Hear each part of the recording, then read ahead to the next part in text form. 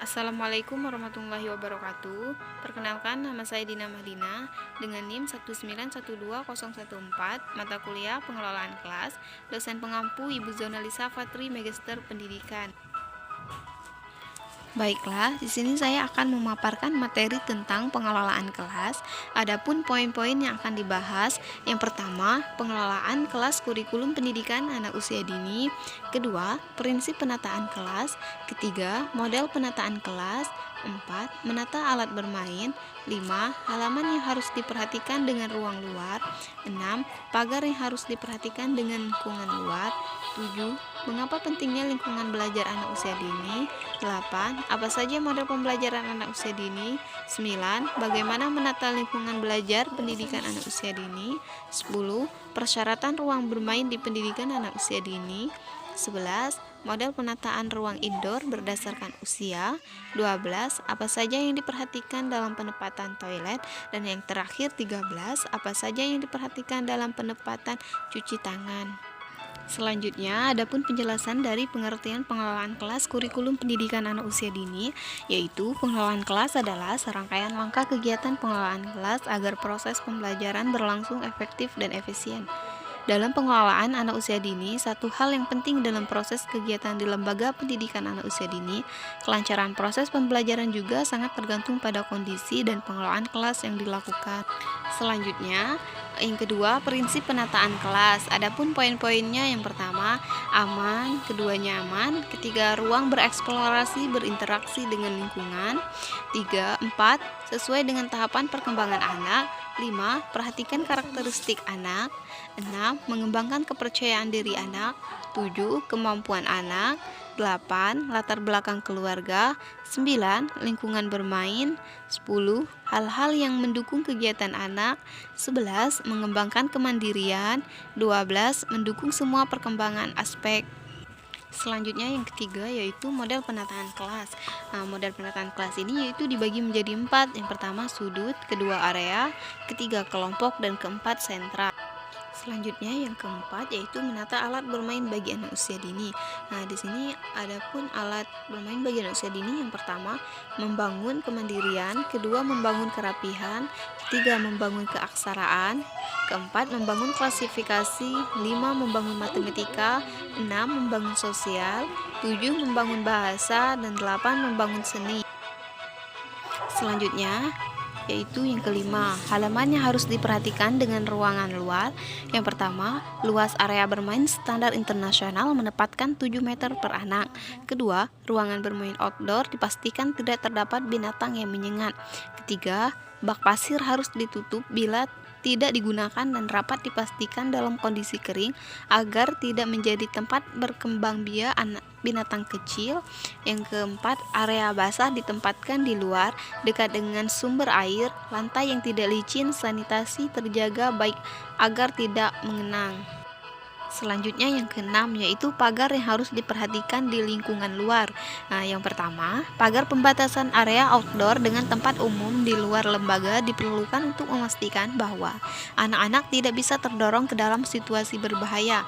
Dan yang kedua, desain dan ketinggian pagar harus sedemikian rupa untuk mencegah anak dapat keluar dengan cara merangkak di bawah. Yang ketiga, mekanisme penguncian harus disediakan untuk mengatasi potensi berbahaya ketika gerbang tidak ditutup. Pagar dapat menjadi sentra berkebun anak. Selanjutnya yang ketujuh yaitu mengapa lingkungan belajar penting bagi anak. Karena lingkungan belajar sangat mempengaruhi pada proses belajar anak dan merupakan hal penting bagi perkembangan anak usia dini. Karena dapat mempengaruhi perkembangan anak melalui perasaan, tindakan, dan perilaku anak. Kenyamanan yang dirasakan, kesempatan untuk berinteraksi yang diberikan oleh lingkungan yang dirancang sedemikian rupa. Selanjutnya yang kedelapan yaitu apa saja model pembelajaran untuk anak usia dini. Model pembelajaran untuk anak usia dini yaitu dibagi menjadi 3, yaitu model pembelajaran kelompok. Model pembelajaran kelompok yaitu model pembelajaran yang dibuat dalam bentuk kelompok. Dan yang kedua, model pembelajaran sudut. Model pembelajaran sudut yaitu merupakan model pembelajaran yang berdasarkan sudut kegiatan. Dan yang ketiga, model pembelajaran area. Model pembelajaran area ini adalah pada model ini anak diberikan kesempatan untuk memilih atau melakukan kegiatannya sendiri sesuai dengan minat mereka.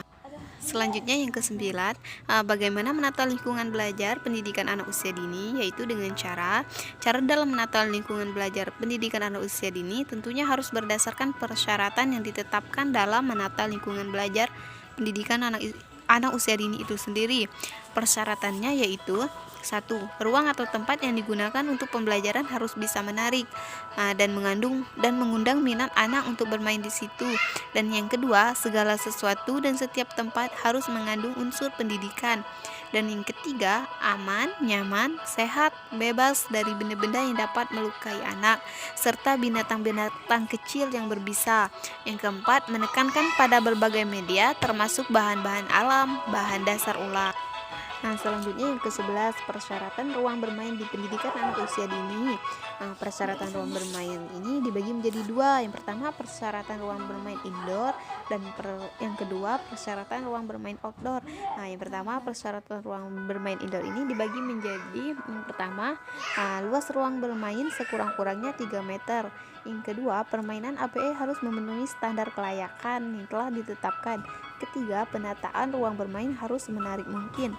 Keempat, pengelompokan alat bermain. Kelima, selalu berada dalam pengawasan. 6. Keamanan mainan yang tersedia dari sifat fisik dan mekanisme. Adapun poin-poin dalam keamanan mainan yang tersedia dari sifat fisik dan mekanisme ini: yang pertama, bahan plastik harus aman. Yang kedua, bahan kayu tidak terlalu kasar, tidak kasar, ujungnya tidak runcing, berasal dari bahan kayu yang pantas dibentuk dalam permainan anak. Yang ketiga, cat yang digunakan tidak mengandung bahan berbahaya. Selanjutnya, persyaratan ruang bermain outdoor. Nah, yang pertama, luas ruang bermain sesuai standar internasional 7 meter per anak. Kedua, dipastikan tidak terdapat binatang yang berbahaya.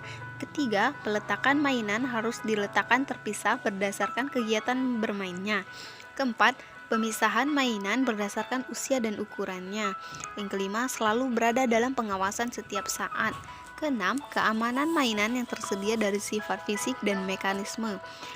Adapun poin-poin dari keamanan mainan yang tersedia dari sifat fisik dan mekanisme ini: yang pertama, bahan plastik harus aman.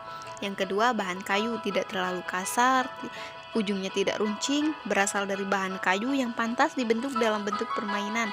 Yang ketiga, cat yang digunakan tidak mengandung bahan berbahaya. Selanjutnya yang ke-11, model penataan ruang indoor berdasarkan usia. Nah, model penataan ruang indoor berdasarkan usia ini dibagi menjadi dua. Yang pertama, anak usia 0-2 tahun dan anak usia 3-6 tahun. Dan anak usia 0-2 tahun ini yaitu anak pada rentang usia 0-2 tahun berada pada tahapan perkembangan sensori, motorik, dan imitatif, di mana aktivitas yang dominan adalah aktivitas yang melibatkan gerakan untuk mengenal lingkungan sekitar dalam jangkauan yang terbatas, eksplorasi, dan stimulasi indrawi. Selanjutnya, anak usia 3-6 tahun. Pada rentang usia 3-6 tahun, anak berada pada tahapan perkembangan mengenali simbol-simbol bahasa, bermain peran, perkembangan sosial, kognitif, dan emosional yang semakin kompleks. Nah, selanjutnya, adapun karakteristiknya model penataan ruang indoor berdasarkan usia. Yang pertama, anak usia 0-2 tahun. Karakteristiknya yaitu: yang pertama, prasarana dalam ruang bermain seperti rak, furnitur ditata semenarik mungkin. Kedua, tersedia bantal dan karpet yang nyaman dan lembut. Ketiga, warna-warna natural, kayu atau satu warna. Keempat, memberikan keleluasaan gerak bagi anak. Nah, selanjutnya, karakteristik anak usia 3-6 tahun. Yang pertama, prasarana dalam ruang bermain harus ditata secara menarik dan menyenangkan. Kedua, furnitur perabotan mini atau ergonomis. Dan yang ketiga, warna-warna sebaiknya dipilih warna natural. Keempat, memiliki area yang beragam. Selanjutnya yang ke-12, bagaimana memilih furnitur. Yang dapat kita lakukan: yang pertama, 1. Meja dan kursi untuk anak disesuaikan dengan ukuran anak, baik berat maupun ukurannya. Yang kedua, ujung meja dan kursi anak berbentuk tumpul, tidak runcing. Ketiga, loker tempat menyimpan alat mainan anak dan buku-buku bacaan anak setinggi jangkauan anak digunakan sebagai sentra bermain. Keempat, bila kursi plastik yang dipilih, pastikan cukup kokoh dan tidak licin bila ditempatkan di atas lantai. Kelima, bila alat Bila alat furnitur yang dipilih berbahan kayu, pastikan cat yang digunakan aman bagi anak. Keenam, perhatikan permukaan furnitur kayu. Permukaan kayu yang kasar dapat melukai anak. Ketujuh, furnitur perabotan serba mini, ergonomis, besar ukurannya untuk anak dan nyaman bagi anak untuk melakukan kegiatan bermain. Dan 8, warna-warna yang dipilih natural, kayu, atau satu warna.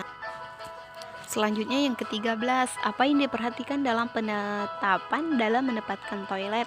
Nah, yang pertama, toilet anak terpisah dengan toilet dewasa. Kedua, ruangan toilet dekat dengan kegiatan anak agar mudah terawasi oleh guru. Yang ketiga, tersedia air bersih yang bisa diakses anak secara mandiri.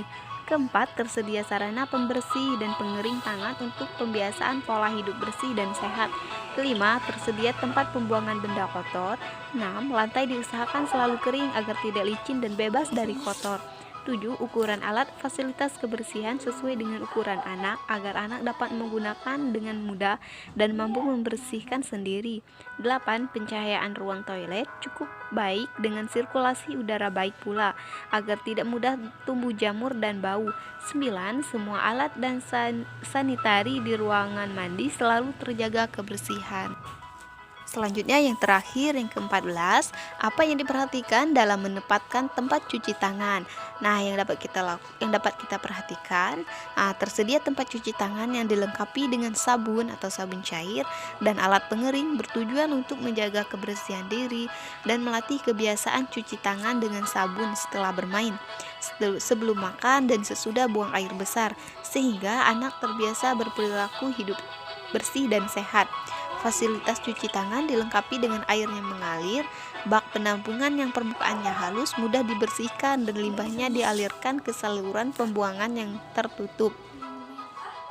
Mungkin itulah pemaparan dari materi pengelolaan kelas yang dapat saya sampaikan. Kalau ada kata-kata yang salah, saya mohon maaf, dan kepada Allah saya mohon ampun. Saya akhiri, wassalamualaikum warahmatullahi wabarakatuh. Terima kasih.